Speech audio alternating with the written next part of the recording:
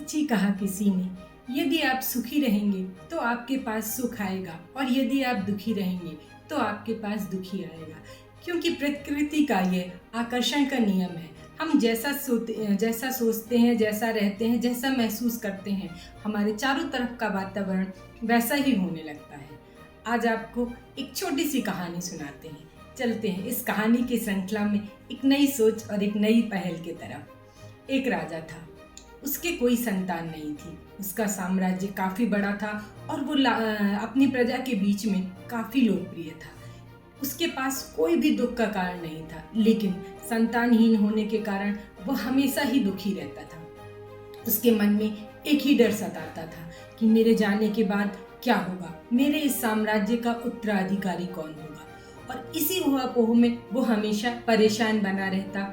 कई ज्योतिषियों से मिलता, कई लोगों से मिला, मतलब उसने वो सारे उपाय कर डाले कि उसको इस साम्राज्य का एक उत्तराधिकारी प्राप्त हो जाए, लेकिन वो सफल नहीं हो रहा था। एक दिन वो ऐसा ही उदास बैठा हुआ था अपनी महल में। तभी उसके पास एक व्यक्ति आया जो प्रजा में से ही था निकल के। उसने कहा, महाराज, मैं आपको एक उपाय बताता हूँ, इससे निश्चित ही आपको संतान की प्राप्ति होगी और इस साम्राज्य को उसका उत्तराधिकारी प्राप्त हो जाएगा। राजा ने कहा, मुझे बताओ, मुझे ऐसा क्या करना है जिससे मुझे अपने राज्य का उत्तराधिकारी प्राप्त हो जाए। उसने कहा, बस आपको एक बच्चे की बलि देनी है। जब आप उस बच्चे की बलि देंगे तो आपको संतान प्राप्त होगी। राजा कुछ देर सोचता रहा, लेकिन चूंकि उसे अपने लिए एक संतान चाहिए थी और साम्राज्य का एक उत्तराधिकारी चाहिए था, वह इस चीज के लिए तैयार हो गया। अगले ही दिन उसने अपने राज्य में मुनादी पिटवा दी सब जगह कि मुझे एक बच्चा चाहिए है जो बलि देना है, ताकि इस साम्राज्य को उसका उत्तराधिकारी प्राप्त हो सके। बहुत दिन बीत गए, कोई भी बच्चा लेके नहीं आया। एक गरीब परिवार था जिसके कई बच्चे थे। उसका एक सबसे छोटा बच्चा था जो काम नहीं करता था, रात दिन प्रभु भक्ति में लीन रहता था। घर वालों ने सोचा, चलो इसको दे देते हैं, ये हमारे किसी काम का भी नहीं है। अगर ऐसा करने, क्योंकि राजा ने ये भी कहा था कि जो भी मुझे अपना बच्चा देगा उसको मैं ढेर सारा इनाम दूंगा और उसके परिवार को सारी सुख सुविधाओं से लिप्त कर दूंगा। इस लालच में उन्होंने कहा, मेरे इतने सारे बच्चे हैं, अगर मैं एक बच्चा दे भी देती हूँ तो क्या फर्क पड़ेगा, कम से कम हमारी गरीबी भी दूर हो जाएगी और ऐसा करने से वो राजा के करीब भी हो जाएंगे और इस राज्य को जो है उनका उत्तराधिकारी प्राप्त हो जाएगा। वो अपना बच्चा लेके पहुंचे। बच्चा बड़ा ही मासूम था। राजा ने उसकी तरफ देखा और उसको अपने पास रखा। उन्होंने कहा, ठीक है, अगले दिन जो है इसकी बच्चे की बलि दी जाएगी। वो कुछ नहीं बोला। राजा ने ये सोचा कि इस बच्चे को तो अब मारना ही है, अब तो ये रहेगा नहीं, क्यों ना इससे ये पूछ लिया जाए कि बेटा, तुम्हारी कोई अंतिम इच्छा है क्या। उस बच्चे से उन्होंने पूछा, बेटा, अगर तुम कुछ भी चाहते हो, तुम्हारी कोई भी अंतिम इच्छा हो तो तुम मुझे बता दो। उस बच्चे ने मुस्कुराकर कहा, मुझे सिर्फ एक रेत का टीला दे दीजिए।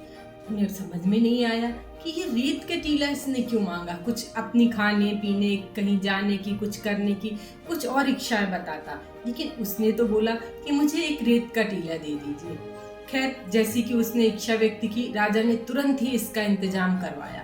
सभी लोग बड़ी उत्सुकता से देख रहे थे बच्चे की तरफ कि आखिर वो इस रेत के टीले के साथ क्या करना चाहता है। वो रेत के टीले पे गया और उसने रेत के टीले से जो है उसने वहाँ पे छोटे छोटे से मकान बनाना शुरू कर दिए। इस तरह उसने 4 मकान बनाए। बड़े ही खूबसूरत से मकान थे और चारों ही मकान में से फिर उसने 3 मकानों को पैर मार के तोड़ दिया। एक बस बचा रहने दिया और वो उसके सामने हाथ जोड़ के बैठ गया। राजा को समझ में नहीं आया कि ये क्या किया इस बच्चे ने। एक रेत के टीले से उसने घर बनाए, फिर इसके बाद उसने तोड़ दिए, एक के सामने बैठा है। जब उनसे नहीं रहा गया तो उन्होंने उस बच्चे से पूछा, बेटा, क्या तुम ये 3 घर तोड़ने का मुझे कारण बताओगे, तुमने ऐसा क्यों किया। उसने कहा, हाँ जरूर बताएंगे। बोले, पहला घर मेरे माँ बाप का है, जहाँ मैं बहुत विश्वास के साथ रहता था, लेकिन उन्होंने मेरे विश्वास को तोड़ दिया और मुझे अनुपयोगी समझ के आपको सौंप दिया कि ले जाओ, इसको मार दो।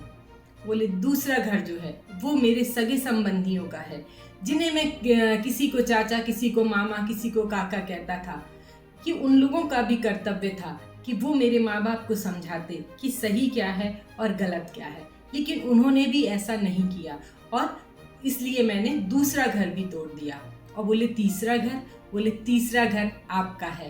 राजा जो है वो अपनी प्रजा का रक्षक होता है, लेकिन जब आप ही मुझे मारना चाहते हैं तो मैं आपसे फिर क्या उम्मीद रखूं, इसीलिए मैंने तीसरा घर भी तोड़ दिया। और बोले चौथा, बोले चौथा तो मेरे प्रभु का घर है, मैं उनको कभी नहीं छोड़ सकता। क्यों? क्योंकि मुझे उनके ऊपर अटूट विश्वास है, इसीलिए मैं उनके सामने बैठ गया हाथ जोड़ से कि वो जो चाहेंगे वही होगा।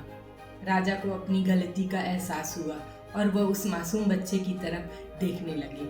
उन्होंने बलि का जो प्रोग्राम था उसको कैंसिल कर दिया और इस बच्चे को ही गोद ले लिया अपने उत्तराधिकारी के रूप में, क्योंकि ये बहुत ही होशियार था।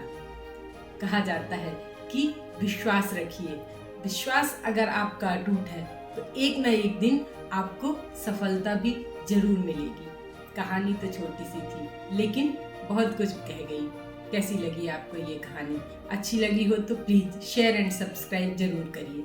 फिर मिलेंगे एक नई सोच, एक नई पहल के साथ। और फिर आपसे कहना चाहूँगी, जीवन में कर दिखाइए कुछ ऐसा कि लोग भी करना चाहें आपके जैसा। फिर मिलते हैं। मैं नीलम।